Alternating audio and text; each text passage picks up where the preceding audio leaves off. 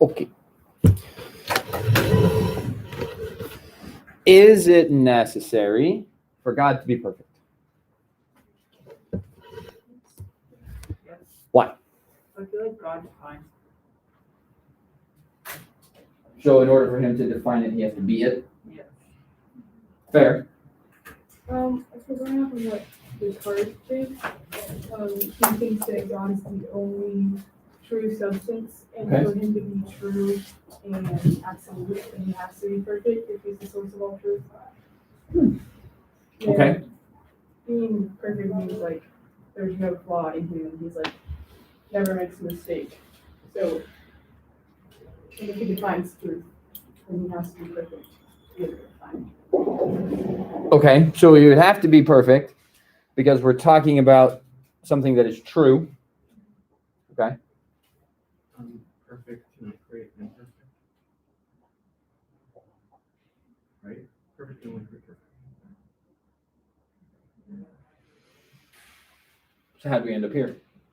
Because humans tried to harness that perfect. Okay. Because we did something that made it imperfect. Okay, or introduced imperfection.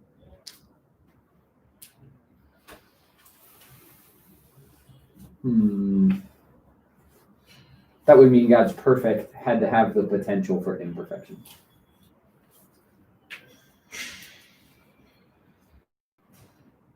Oh, this is gonna be a tough day. I know.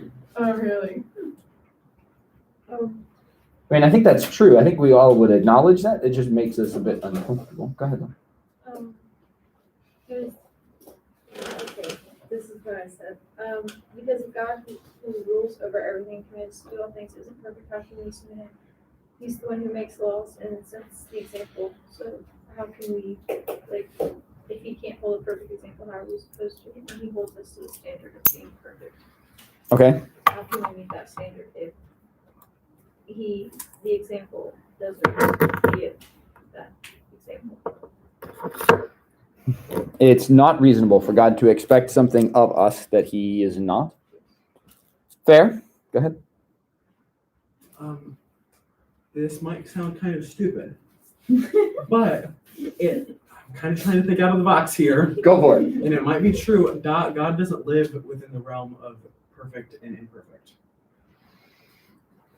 Perfect and imperfect dwell within the realm of God. No, God creates. I'm trying to like argue that God exists outside of what Yes. is what we potentially consider perfect or imperfect. fair. It's an interesting thought. It's a bit like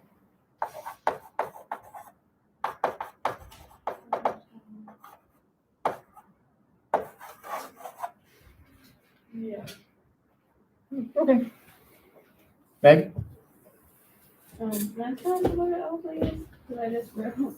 Yes, because if he was the king slash creator of the universe, and if he wasn't perfect, then the world would just be an even bigger mess. Because like we wouldn't, like he isn't, like humans, like not even like Christians would like strive to be perfect, and if God wasn't perfect, then what would we know what is perfect? Perfect wouldn't just be an opinion about God. What do you mean? Like, because then it would just be humans trying to be perfect, but what is perfect without God? So it would be like, Okay. For you, then, perfection is a kind of ontological necessity. She's like, sure, whatever you say. I think I agree with you. We're going to have to talk about it. But, yeah, I okay. just keep going back to this idea that since God defines perfect, because like the only way we know what is perfect is as how it is defined by God. And so then if he defines the perfect, then he must be the perfect that he also defines. I don't know. It's just like kind of. You're right.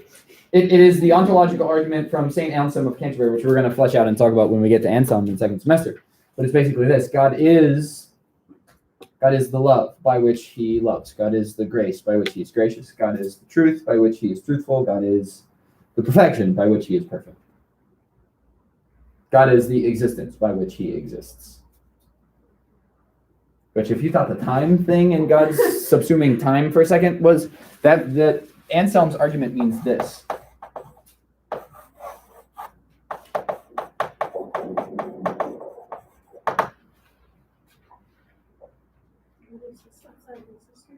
God is existence. What? Like, it kind of makes sense because he created everything. You can't talk about existing without talking about God. God decided to take a nap. Existence itself owes Then its we would all die. existence itself owes its existence to God. Oh my gosh, so much would happen. The fact that we can talk about existence is all owed back to God. This is an ontological reality that Anselm was talking about. Go ahead, Sydney. I feel like it'd be hypocritical because if he's like judging us on like sins and he's Sure. sinning, then that'd be hypocritical. Is there a difference between perfection and sin?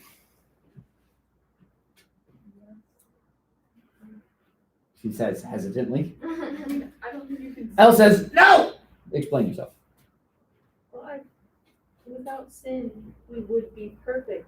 Therefore, sin and imperfection is like, Without sin, we would be perfect.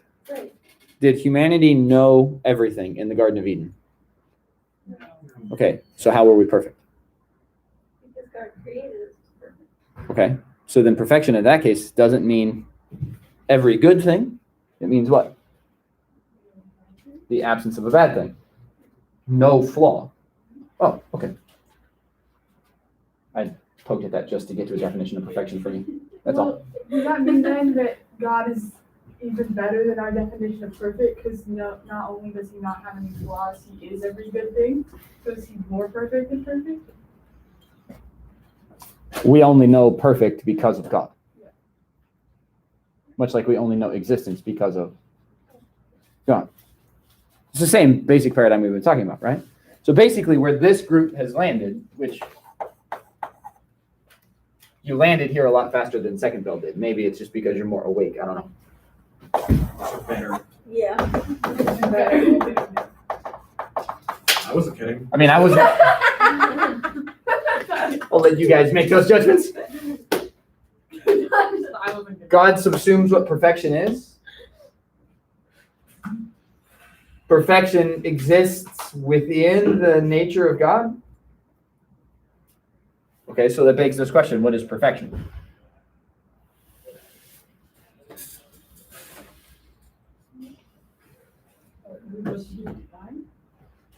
Flawless.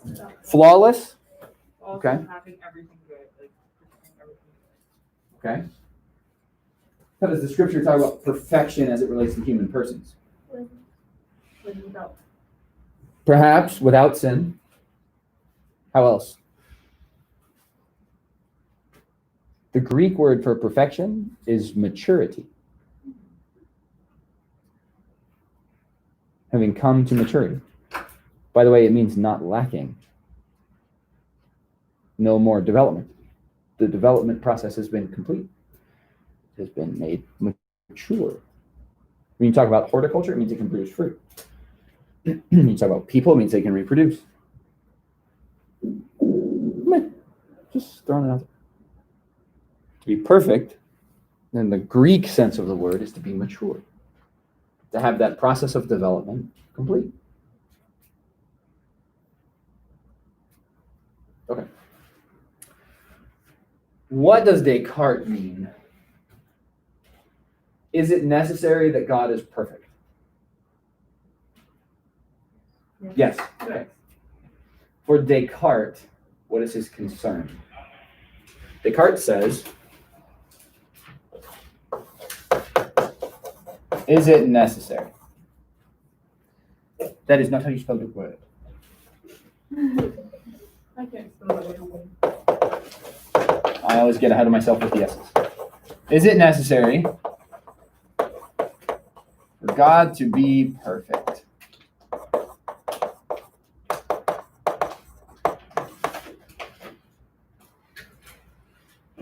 Only by means of reason, we might have something to stand on. Yeah? Because here's the deal. If we're going to do this in the era of the Enlightenment, then we need to talk about this in such a way as to not necessarily go, well, the Bible tells me this, right?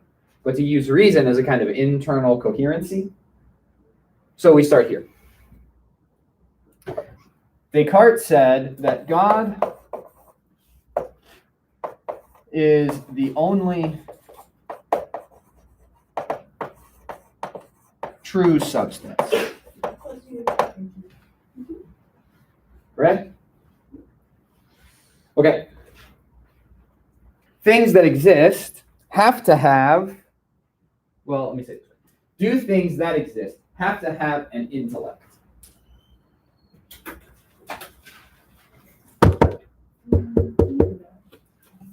No. Podium does not have an intellect. Doesn't have to have an intellect. Do things with an intellect necessarily exist? Yes. So it doesn't have to have an intellect to exist, but if it has an intellect, then it does exist. Okay. God is the only true substance. God is the only true intellect. This, because he argues that God has a mind, that God has an intellect, necessitates an existence. Right? Okay, so if God is the only true substance and the only true intellect, therefore, God exists. Great, we've firmly established that God has to exist. However, does the God that exists also now have to be perfect? On Descartes' reasoning, why? You're like, no. So if the only like true substance, like he's the truth, then like he Okay. has to be perfect because that's like I don't know, like it, Go back to ontology. You're headed in the right direction. Why do we exist? Why do mind and matter exist? Because God made them and sustains them. Follow me so far. Okay, so God exists, and this God for Descartes makes and sustains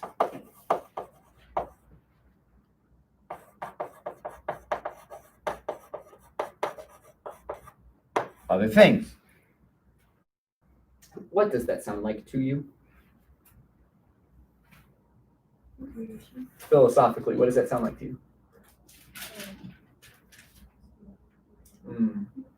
A God who exists but makes and sustains things. Oh, Aristotle. mover. It's unmoved mover. I don't know why I took this. That's okay. It's the unmoved mover. So here, Descartes has found himself in a familiar position.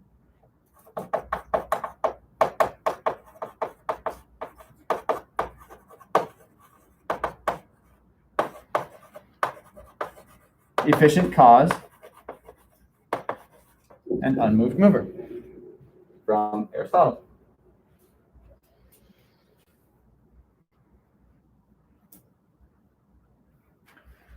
So then, that means this.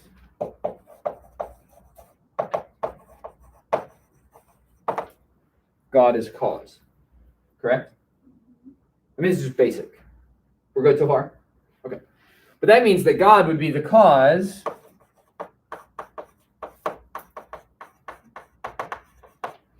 of intellect. Okay. Here now, Descartes comes to a point where he says, okay, so any given cause has to at least have what its effect has.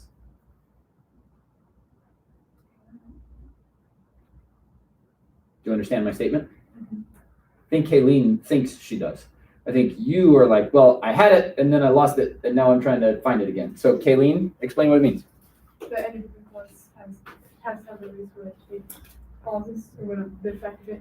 So like if God is the cause of intellect, then it at least has to have intellect. On Okay. that basis. Okay. So it's like cause of existence, it at least has to be. Okay. The cause has to have it in order to give it to the effect. Let me do it this way. Anybody in here ever write computer code? No way. No? Do you understand the principle? No. Kind of. Okay. It's language, right? So basically what computer code allows you to do is give input to a thing, and then that thing can do whatever is in the code for it to do with the input you give it. Right, okay. In order for the code to work, you have to have the design and the information first. Because without the code, this is just pretty silver box. It's the code that makes it do what it does. But who gives it the code? The programmer. Right. So if the programmer doesn't have it, can it give the computer the code that it needs? No. Right. Okay. Sit down 1,000 monkeys at typewriters and just have them start pecking. Are you going to get Shakespeare? No, because they don't have it. I mean, if you sat like trillions of monkeys down, You're still not going to get it. The chances of the right sequence and combinations of letters are too astronomically high in linguistic patterns to make it happen. You're just not going to get it. I might get like one Shakespearean insult, but not the whole The greatest one. Right? Are you with me? Yeah. Okay, so it's the same paradigm, isn't it? So if God is the cause of the intellect, then he has to have? Okay, but then, listen, he has to have it in such caliber as he can give it to humanity in the caliber we have it. Okay, can you know truth? Okay, if you think that you can know truth, then God has to? Correct. Does it make sense, reasonably make sense, for a God with an imperfect understanding of truth, with an imperfect intellect, to give us our intellect? No. Okay. That is Descartes' point exactly. It stands to reason then that something like Aristotle's unmoved mover, which makes and sustains other things, would be the cause of their intellect. However, here's what makes the point stronger.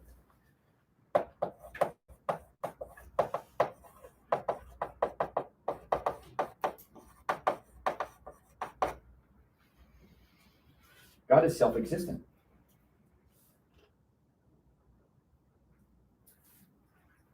So I'm going to ask this in the form of a question, which is why it's asking. That sentence was terrible. At least you know whatever sarcastic comment I throw in your direction, I'm also willing to throw in my own. It's actually 10 times worse. Don't worry about it. Okay. God is self-existent. So that means God is self-causing and self-sustaining. Okay.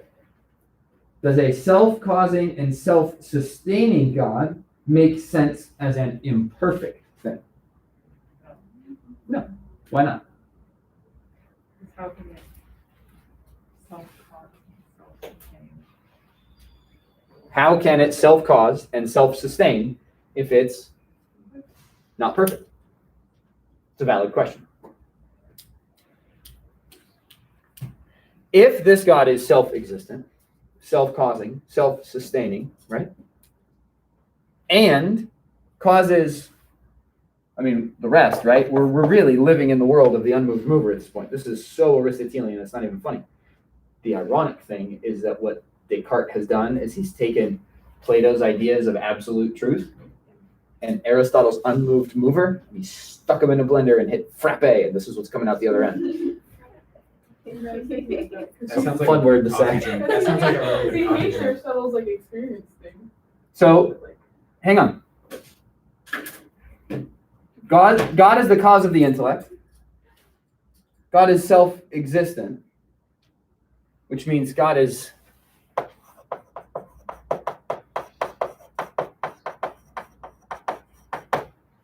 self-intellect. Whoa.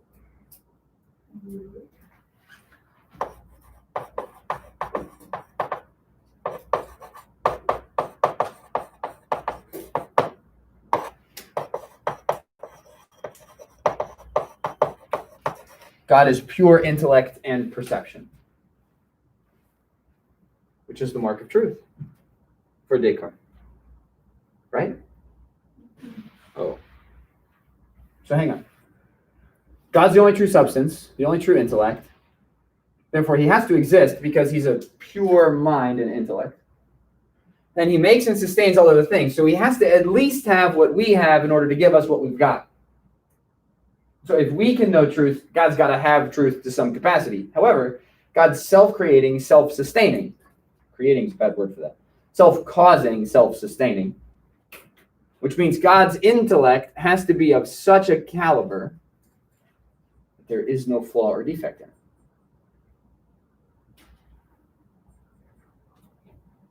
Which means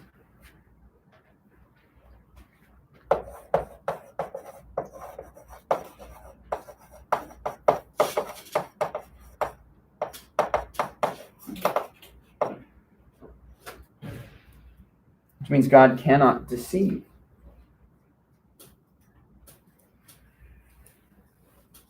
Now we're back to epistemology again. If God cannot deceive us and his intellect is the source of our own, therefore,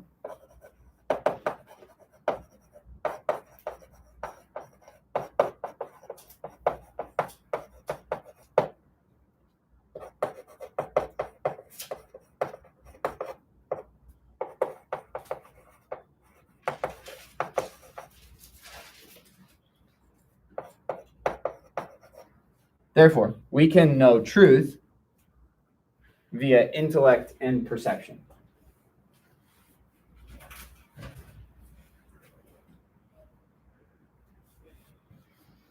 Whoa.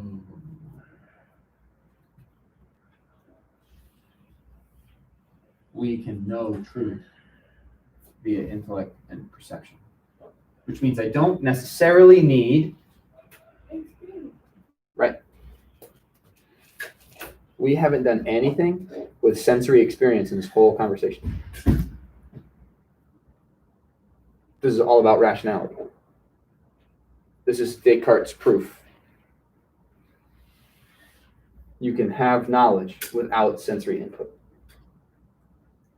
It can be weird and abstract and logical, but you can know without the need for sensory data.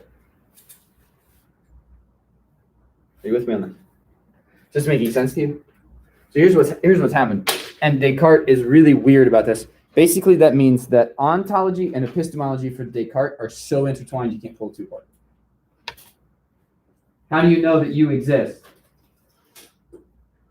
You exist and you can think about it. How do you know that that's true?